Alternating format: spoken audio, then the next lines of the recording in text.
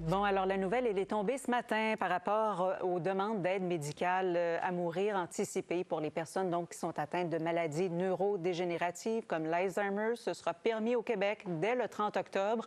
Il y a le ministre de la Justice, Simon Jolin Barrette, qui est intervenu pour mettre les professionnels de la santé à l'abri d'éventuelles poursuites. Donc, on va poursuivre avec vous, Élise. Vous êtes allée aux réactions depuis le début de la journée.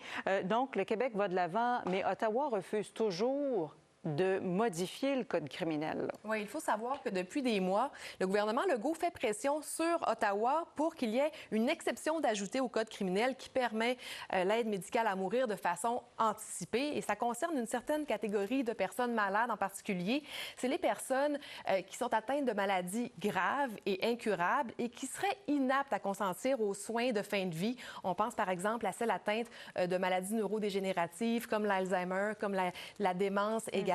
Alors, pour contourner le tout, le ministre de la Justice du Québec, Simon Jolin Barrette, a utilisé une façon de faire qui date de l'avortement dans les années 70, le droit à l'avortement, c'est-à-dire qu'il a demandé au directeur des poursuites criminelles et pénales d'émettre une instruction à l'intention des procureurs de la Couronne qui dit ceci, on va le voir sur le tableau, une instruction qui indique qu'il ne serait pas dans l'intérêt public d'autoriser le dépôt d'une poursuite criminelle contre, par exemple, un médecin ou une infirmière praticienne spécialisée en lien avec un décès survenu dans le contexte de l'aide médicale à mourir, dans ce cas-ci anticipée.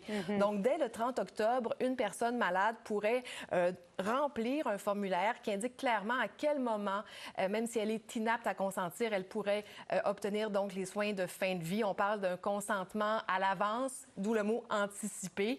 C'est le cas de Sandra de Montigny qui milite depuis des années pour cette aide médicale à mourir anticipée. Elle est elle-même atteinte d'Alzheimer précoce et elle sera suivie du président de l'Association québécoise pour le droit de mourir dans la dignité.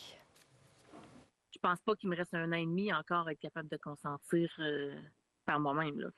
Fait que je suis contente que ça passe maintenant. Je sens que j'ai moins besoin de me soucier des problèmes de loi puis de politique puis tout ça pour essayer de m'assurer un avenir convenable. Puis juste de vivre mon quotidien avec mes proches. Les patients qui ont un diagnostic actuel peuvent obtenir l'aide médicale à mourir, mais ce faisant, ils doivent être aptes pour le demander et le comprendre, et donc perdre des mois, voire quelques années d'une vie encore très intéressante. La demande anticipée va permettre à ces personnes-là de dire « je continue ma vie qui, pour le moment, m'apporte encore beaucoup de joie ». Sauf que cette annonce-là, ça suscite quand même certaines interrogations. Oui, je tiens à préciser qu'il y a l'Ordre des infirmières et infirmiers du Québec et le Collège des médecins qui saluent cette décision-là, mais tout de même, il y a des médecins du collectif des médecins contre l'euthanasie qui s'y opposent fermement. On va en écouter un représentant.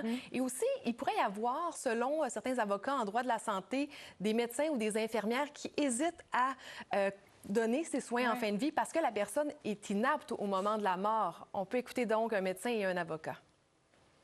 On ne peut pas parler d'un consentement éclairé quand quelqu'un est dans une situation où il ne peut pas s'exprimer.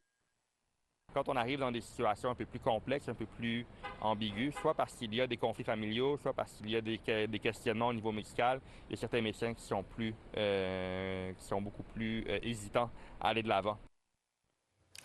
Je tiens à préciser en terminant qu'il y a 4 Canadiens sur 5, donc plus de 80 des gens au pays qui sont en faveur de l'aide médicale à mourir de façon anticipée.